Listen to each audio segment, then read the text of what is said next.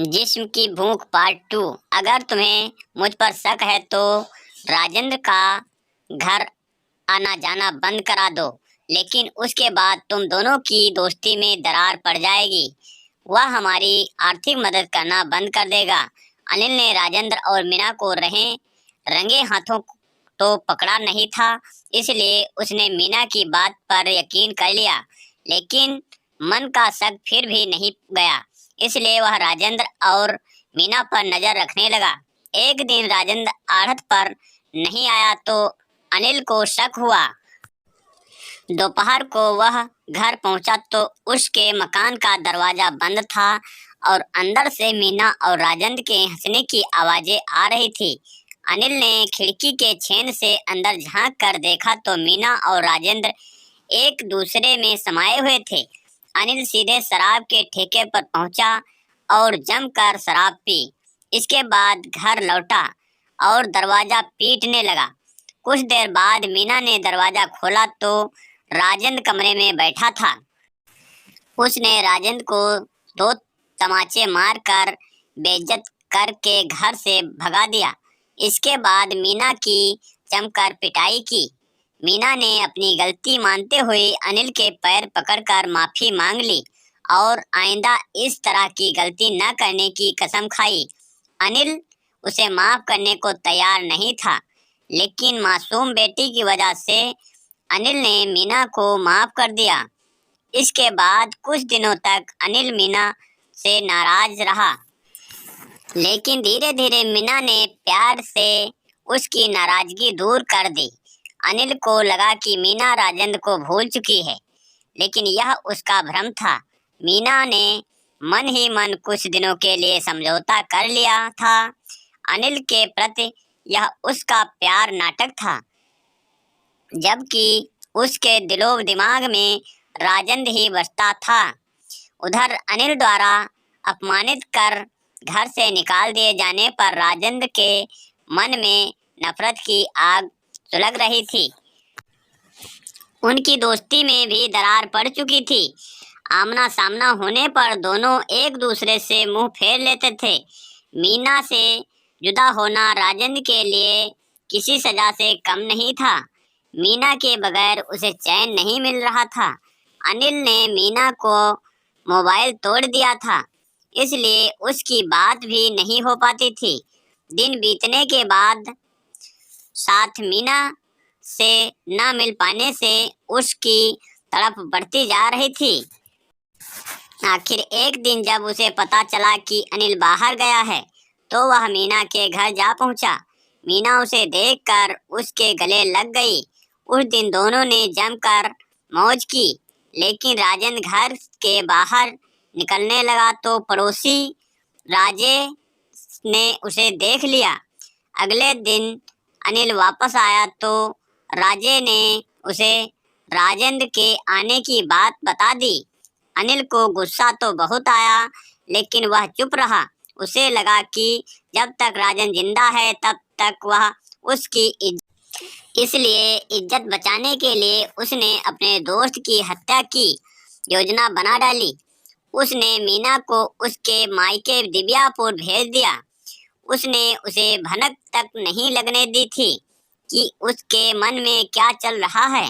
मीना को मायके पहुंचाकर उसने राजेंद्र से पुनः दोस्ती गांठ ली।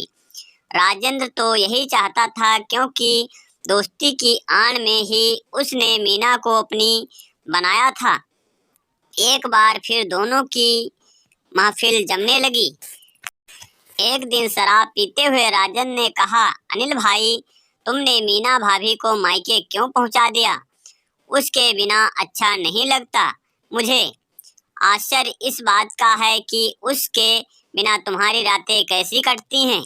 अनिल पहले तो खिलखिलाकर हंसा, उसके बाद गंभीर होकर बोला, दोस्त, मेरी रातें तो किसी तरह कट जाती हैं, पर लगता है तुम मीना के बिना बेचैन हो।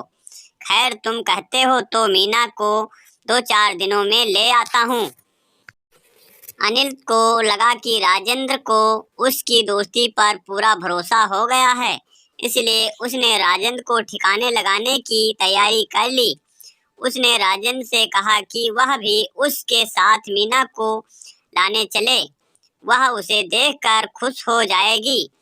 मीना की झलक पाने के लिए राजेंद्र बेचैन था, इसलिए वह उसके साथ चलने को तैयार हो गया। 5 जुलाई 2016 की शाम अनिल और राजेंद्र कंचौसी रेलवे स्टेशन पहुंचे।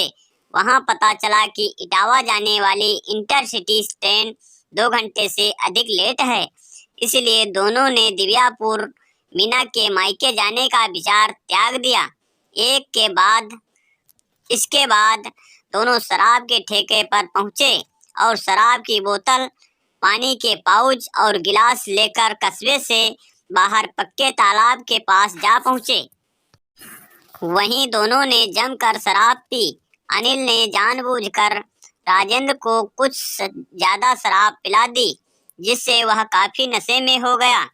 वह वहीं तालाब के किनारे लुढ़क गया तो अनिल ने ईंट से उसका सिर कुचलकर उसकी हत्या कर दी।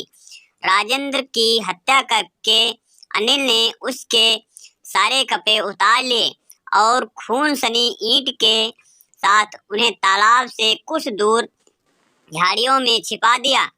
इसके बाद वह ट्रेन से अपनी ससुराल दिव्यापुर चला गया। इधर सुबह कुछ लोगों ने तालाब के किनारे लाश देखी तो इसकी सूचना थाना सहावल पुलिस को दे दी। सूचना पाते ही थाना प्रभारी धर्मपाल सिंह यादव फोर्स लेकर घटनास्थल पहुंच गए। तालाब के किनारे नग्न पड़े शव को देखकर धर्मपाल सिंह समझ गए कि हत्या अवैध संबंधों के चलते हुए हुई है।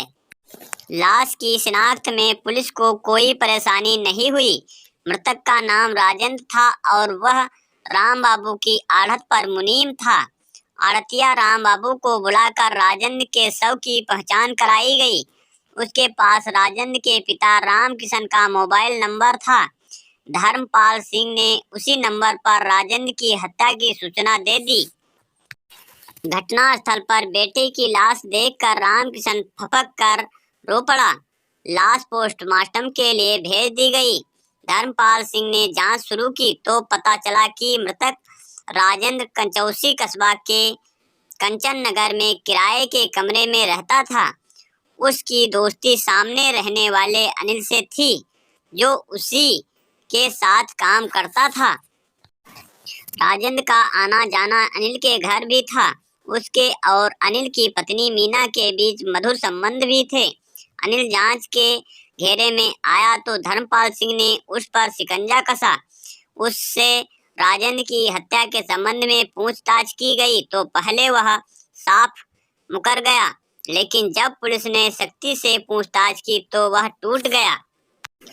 उसने बताया कि राजेंद्र ने उसकी पत्नी मीना से नाजायज संबंध बना लिए थे, जिससे उसकी बदनामी हो रही थी। इसीलिए उसने उसे ईंट से कुचलकर मार डाला है। अनिल ने हत्या में प्रयुक्त ईंट तथा खून सने कपड़े बरामद करा दिए, जिसे उसने तालाब के पास झाड़ियों में छिपा रखे थे। अनिल ने हत्या का अपराध स्वीकार कर लिया था, इसलिए धर्मपाल सिंह ने मृतक ने पिता रामकिशन को वादी बनाकर राजेंद्र की हत्या का मुकदमा दर्ज कर अनिल को अदालत में पेश किया, जहां से उसे जिला कारागार भेज दिया गया। अगर दोस्तों यह कहानी आपको अच्छी लगी है तो इस कहानी को लाइक करें, शेयर करें और आप लोगों से रिक्वेस्ट है कि आप ऐसी बिल्कुल गलती मत करें। ऐसे ही कहानी पाने के लिए आप इस चैनल को सब्सक्राइब करें। सब्सक्राइब करने के लिए आपको धन्यवाद।